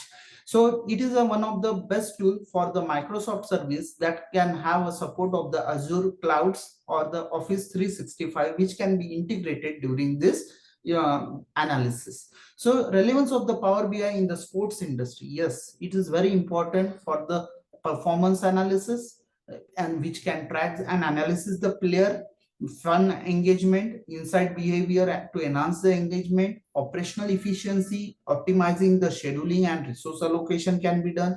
Again, we can say that monitoring the player health, whether it is going to drowniness is there or not, or whether he is suffered from injury, that is injury prevention can be used by its analysis. Cricket match analysis, player performance and the match statistic can be calculated. Cricket fan experience also can be utilized, how the people can give the talk, and the Twitter can we can collect, and the data analytics can be done and shown on the Power BI dashboards. So with the real-time update. So scouting and recruitment identifies the talent of the performance of the data, sponsorship analytics, major sponsorship effectiveness, and the region of interest that is being used. So research objective of the student was during his tenure of the project and the internship, the leveraging the Microsoft Power BI for effective analysis of the ODI match. Yes, data can be of the wickets, data can be of run, data can be of the batsman, data can be of different performance of the different type of player based on the catch. It may go to the wicket keeper for all rounders as well as to the batsman. So enhancing the data and creating the interactive dashboard to the visualized player and performance and the match statistic. Yes, based on the statistic, there is a term called as the Duckworth-Lewis, on which if there is a rainfall, we calculate the statistic and use the whether the team are being won by 1 wicket or 2 wicket during the rainfall is occurred, right? So support decision making. So Power BI is one of the best tool for the Microsoft that also support to the expert system to take a good quality of decision with the help of selection of team and strategy development and identifying the trends based on the data after the uncover patterns and trends in the player performance. Since it was a cricket data set and modern application, as you know that we can utilize different data set, different type of part can be come into the data analytics, but here the cricket was an important part, so including coach and the broadcasting, that is also the important part for the data. So here it shows that the ribbon chart of the bowler with the maximum number which was being calculated on this. So there are the Latish Malinga, Mashcraft, Motras, Sakabali, Hassan, Delstein, and the Saudi. These are the different players from the different country on which the bowling style and the particular performance is calculating. And on the right hand side, the batsman player, they're based on their strike rate. MS Dhoni, Chris Gayle, Shoaib Malik, Virat Kohli, etc. The peoples are there, the big legends who have scored based on their run rate. So ribbon chart, then there is a bar chart, histogram chart, there is AI enabled chart. But before going to direct charting, we should know what is the source of your data. We should know the what is the data belongings to the what we say that balanced data or imbalanced data. So including the matrices for that cricket, we have taken the run, sixes and fours only for the tentative research purpose. We stick to the limited pattern, and the bowler data we contain about the wickets, maiden runs and overs, and for ODI match one day which is of 50 overs, that comes outcomes of the player based on that performance. So that was the source being taken. So in this case the performance was carried out by implementing this algorithm, importing the data that can be generated either from generated data or the data is ready-made, then you can import it. Data collection was being collected successfully on the Power BI. Data pre-processing is being carried out by using the Power Query Editor, by making some queries, transforming that data into the model, that is database model, importing the data to the Power BI report and create the DAX function, and having the DAX function different sub functions and selecting the visual what you want, whether you want the current run rate, whether you want the bowler efficiency performance, what will be the strike rate according to that, and then select the relevant field and applying the filters of the colors. Yes, what will be the color for first 10 overs, what will be the color of first last 10 overs, what will be the color for the middle overs. So all these things will be calculated by using some kind of DAX function, the filters and the color codes that can be utilized in the Power BI. That facility also allows us to publish in a real-time scenario with the help of cloud service, and the auto scheduling can also be done. But there are different types of Power BI premium, then desktop version, and different types of Power BI services. Yes, it requires an cloud connected, so we required a premium version. And here methodology we have utilized. After uploading, we are going for the query editor and doing the data pre-processing, cleaning and transferring the data with the help of Power Query Editor, removing irrelevant columns and handling the missing value. Data analysis, that is employed the Power BI for the data visualization and analysis. Dashboard development is being done with the help of representation by using the data set, which was very complex and interactive, because we have utilized different kind of color codes as well as the dash function for representation. The statistic analysis gives the one way to identify the matrices of the batting of the batsman and the bowling of the bowlers, how they are performing in the match. And user friendly interface, yes, Microsoft Windows is one of the best window all over the world. 90% of people are utilizing because of the UI UX, and the experience is good with the over the person. So here the visualization was used as a donut chart. Donut chart display head-to-head match count between the countries and following user easy to compare their performance. The cards, that is very important, which bowler has how many runs, how many overs wickets, and batsmen also for providing the quick insight, and matrices visualization that presents the victory of the margin in the tabular format, enabling the detailed comparison across the team. Ribbon chart illustrate the trends over the highlighting the part that is change of the players or the teams. Line chart trackers the performance metrics across the multiple matches, helping to identify the pattern and trend. Power BI and question and answers can also be given according to that allows the user to ask the question in NLP and visualize the answer in the particular human understandable language, so that enhancing the engagement between the system and user, and it is one of the good human computer interface for such kind of activity. Slicer can be used for that interactive filter that enables us to select the specific player or a team dynamically, updating the visualization based on the selections. Yes, enhancing and decision making is the first fact. Second key finding, we found that the performance insight of the player, we find what is trending in the particular previous match, current match, and upcoming match. What will be the chances, whether we have requirement of more batsmen or more spinner based on the team and the batting and bowling averages. Again, we can check the performance, who is playing well. On that basis, we can give the chance to the youngster or not. That also matters a lot. And comprehensive data representation is very important to represent to the authority whether the statistic is correct, enhancing, able to understand, able to take some kind of findings can be taken out. So this comprehensive data representation is a very big and important key point, and potential for the broader application that can be adopted for the other sport analytics and the business intelligence application. So this is nothing but the particular ODI of CWC, that is the ODI cricket wicket, and the country, that is country Afghanistan, Australia, Bangladesh, England, India, New Zealand, Pakistan, South Africa, Sri Lanka, West Indies. That data set has been taken from the Kaggle itself for the learning of the student, and the loss of wicket, tied, won, and on that basis he has calculated in the real-time scenario how the data was fluctuating.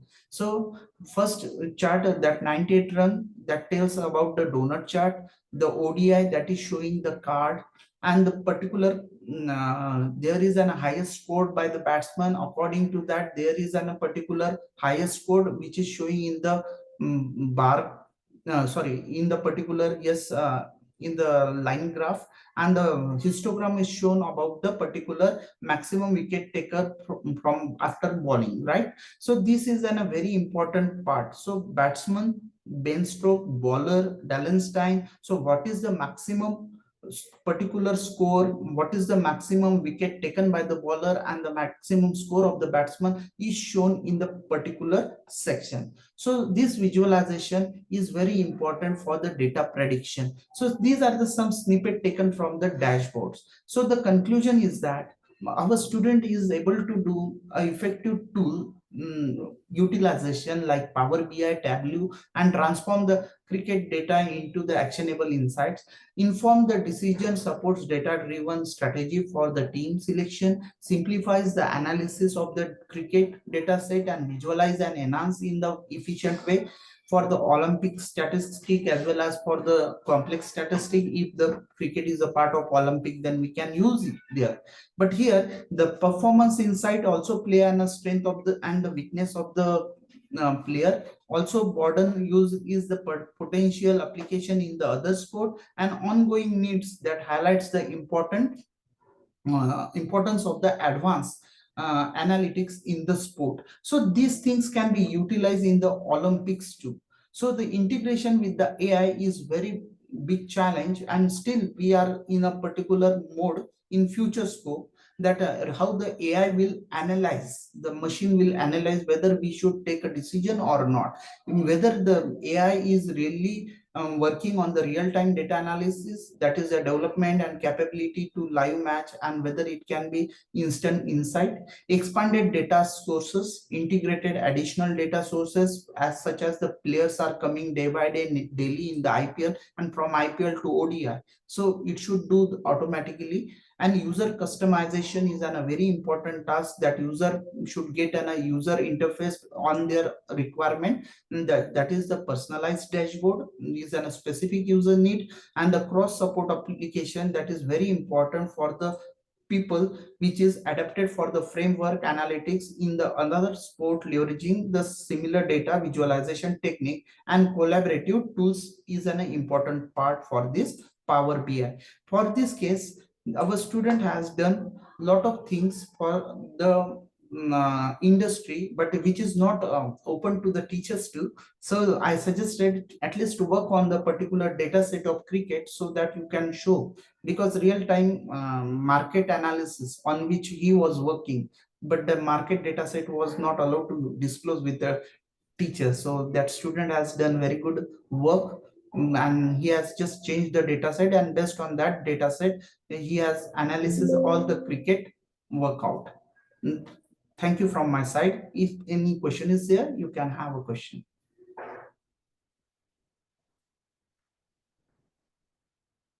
Yes, ma'am. Any questions? Sudhanshu sir, very nice and informative presentation. So I'm curious about the Power BI. Any Yes. platform for this, or are you using any platform for Sorry. this Power BI? Yes, Power BI. Last time we have done the same thing with the COVID. I have the Power BI paper, but it is in the IEEE conference. COVID pandemic, and it was really nice, ma'am. But it was in the conference, and it was with the cloud, and it was detecting how many people are going affecting the region. On that basis, the student was there. If you permit, I can show the link also. Okay, please. Okay, just I'm going for the IEEE.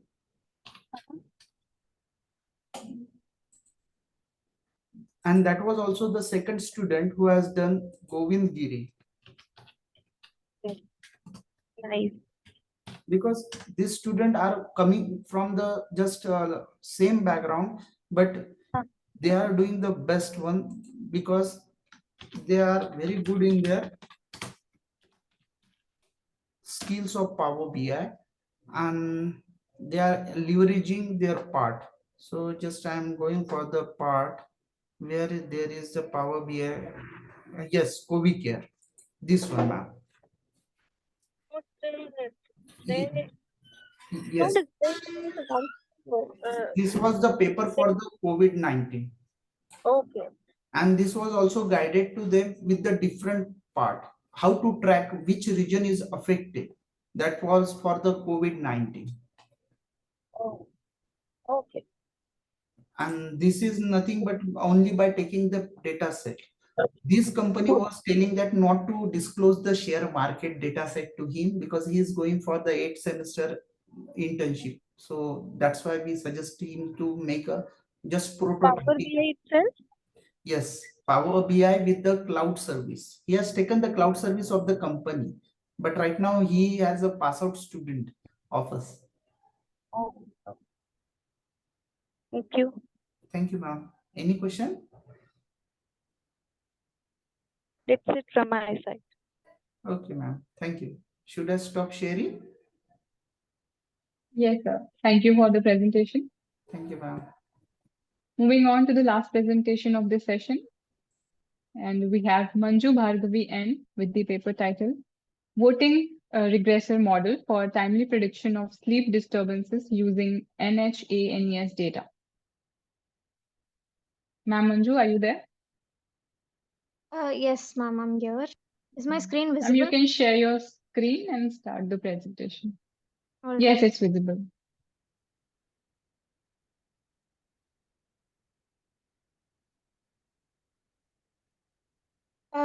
Good evening, everybody. So the project that I'm about to present is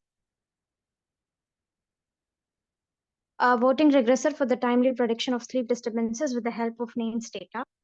To give like an overview for this project, so basically what we're trying to do here is I hope you guys are like aware of sleep disturbances. So sleep disturbances are basically bodily ailments such as like insomnia, para-insomnia, sleep apnea, or like restless like leg syndromes. These are ailments that happens in the human body when individuals are asleep.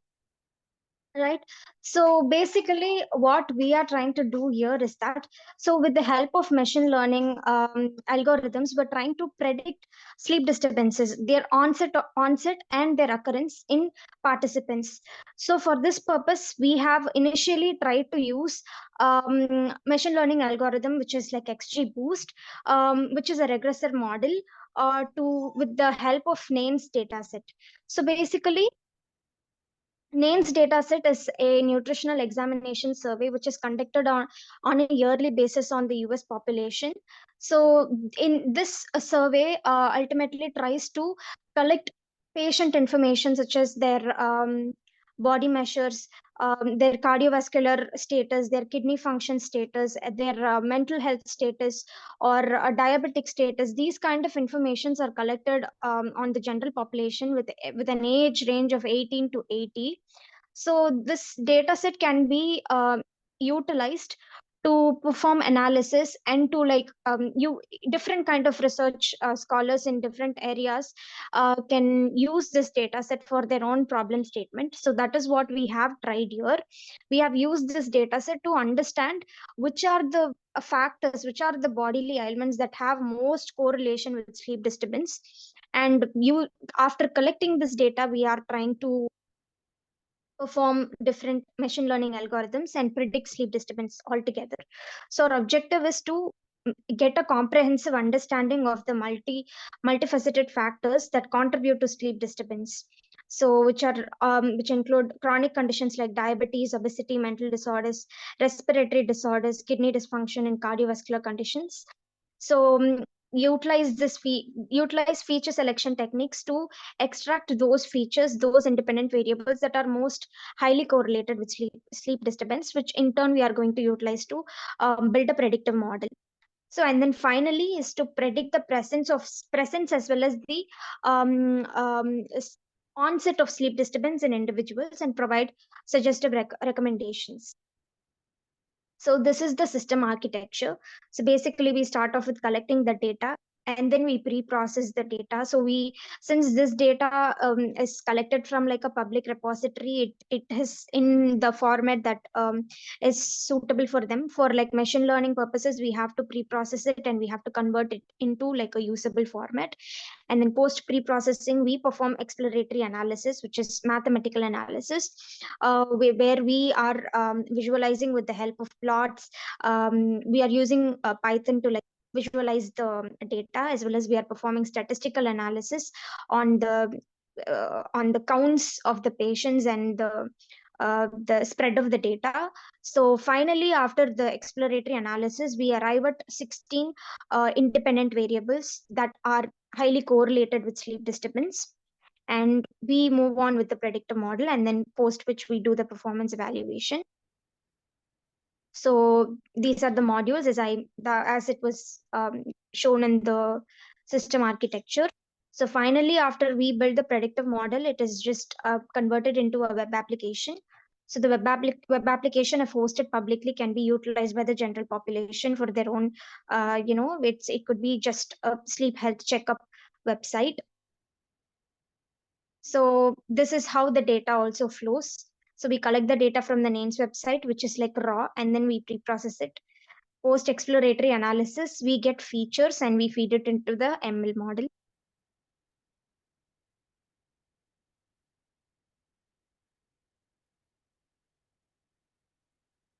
So the data that is present is in the form of export.xpt files, and we convert it into CSV files. And then we remove noises and outliers. We also convert numerical values into nominal values. We also remove any kind of null values from the data, which is all of which comes into the data pre-processing step. And then in exploratory analysis for data visualization, we're using libraries such as matplotlib, statmodels.api, and standard scaler.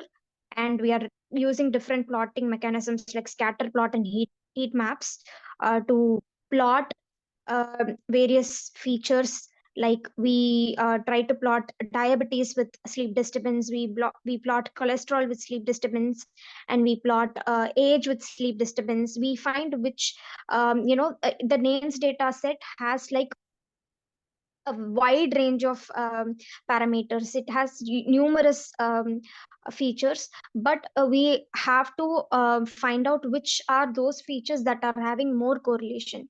So that is the reason why we are performing visualization as well as statistical analysis. And then we are also using odds ratio. So odds ratio is going to just it is a population mathematic. Odds ratio is calculated for multiple combinations like sleep disturbance and age, sleep disturbance diabetes, sleep disturbance obesity, and sleep disturbance blood pressure, etc. We are also using a confidence interval of 95%. So the predictive model, like right now that we're using, is actually a voting regressor. So we have three different ML models, which is XGBoost, LightGBM, and RidgeBoost. So bridge regression. So from these three models, we input the data and we get the predictions. And finally, the final output will be based on the votings from these three models. The reason why these three models have been used is after testing and experimentation, we decided to go with these models since these models gave us the very least mean squared error value. So finally, once we get the predictions from these models, we feed them into the voting regressor, and then like based on whichever is the highest vote, like presence, if presence is the highest vote or if absence is the highest vote, likewise the predictions will also be made. So this whole thing is converted into a web application with the MERN web stack. So we have React.js on the front end, and in the back end we have Node.js, which is the server, and we are using Flask for running the Python script, and likewise everything is automated. So this is the implementations. So basically in this graph, as you could see, we have plotted age groups against sleep disturbance, and from this we are able to understand that an age group of 45 to 65 are happening to have an higher instances of sleep disturbance. So this is one of the inference. And here BMI range with the number of participants, and in the BMI range of 25 to 35, there are high instances of sleep disturbance, which is also like, it has also been established by the WHO that like 25 to 30 is like, the category for overweight, and then like more than 30 is obese. So this again confirms the association. So in the literature survey that we conducted, there were papers which confirmed that sleep disturbance is correlated with the higher BMI, and our inferences also coincided with the findings that we had in the literature survey. So the odds ratio that we're using is like basically to understand the likelihood of sleep disturbance in an exposed group versus an unexposed group. If we take a depression, there is like the exposed group, the group that is exposed to depression, and the not exposed group, and the odds ratio is 0.761, which is less than 1, which indicates that sleep disturbance is irrespective of depression, sleep disturbance can occur, is our finding. If the odds ratio is equal to 1, it means like no relation. If the odds ratio is greater than 1, which we can see in diabetes and age, blood pressure. So in these cases, it can be inferred that if a patient is diabetic, they are high likely to have sleep disturbance, and if they are older of age, they are high likely to have sleep disturbance, and if they have blood pressure, they're also high likely to have sleep disturbance. So with all these inferences that we made, we finalized 16 independent variables to be fed into our ML model. So which we are taking as the independent variables, and the target variable being the sleep disturbance. So we have iteratively trained it for 3 epochs. And then in each epoch, the training was also evaluated. And the ultimate output was like given as the predictions. So this is what the training set and the predictions looks like. So we have patient ID, their weight, their height, their blood pressure, their age, their gender, the cholesterol, and the actual prediction versus the predicted value. So the front end of the application will be in the form of a questionnaire with multiple questions that the user user has to log into the application, and they have to feed their information, and then post which the predictions will be generated like on clicking generate. So these are the various questions that are present in the questionnaire. So the age, the gender, the height, weight, if they have blood pressure, if they have cholesterol, if they are diabetic, if they're having little interest in doing things, if they're feeling down or depressed or hopeless, trouble sleeping or sleeping too much, feeling tired, poor appetite, feeling bad about themselves, trouble concentrating. So when asked all of these questions, and then finally the user has to input all of the answers, and then they can click predict. So the predictions will be made. So the conclusion is that this research paper will help individuals to identify sleep disturbance as well as predict the onset of sleep disturbance.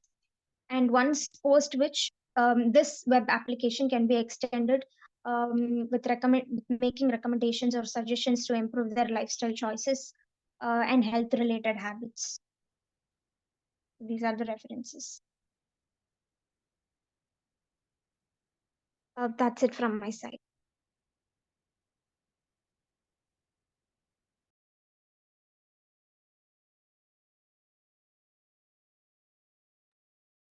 Thank you for the presentation. Ma'am Nidhi, do you have any question? No, ma'am. Okay.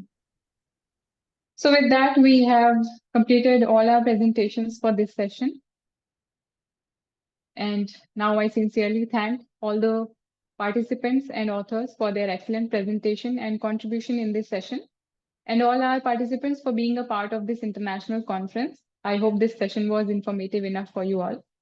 We, on behalf of the team, thank you for your support during this 9th version of the conference and all the previous 8 versions as well. We will be happy to have you in the 10th version in 2025. All the presenters would be getting their digital certificates through email within 2 working days. Further, all the papers have already forwarded to the Springer. The publication will be live within 6 months, so kindly cooperate with the team of ICT4SD 2024. I also thank our session chair for chairing the session, and this is a small token of appreciation on behalf of the whole team and Global Knowledge Research Foundation and partners. Thank you for your valuable presence, ma'am. Would you like to give an closing remarks to all the participants? Yes, ma'am. Thank you so much. So thank you to all presenters for their informative and engaging presentation. And each talk provided valuable insights cloud computing, that Barbie movie study presentation, and Bakewater presentation, Bakewater tourism, and that Power BI tool.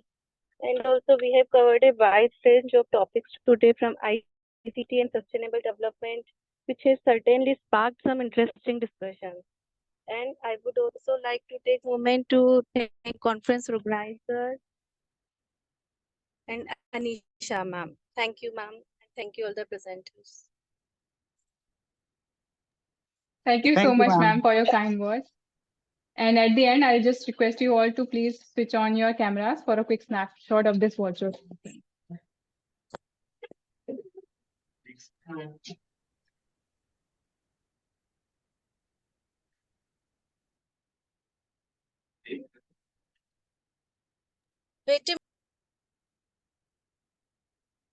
Thank you so much, everyone, for your valuable presence. It was a great session. See you all soon. Thank you, ma'am. Thank you.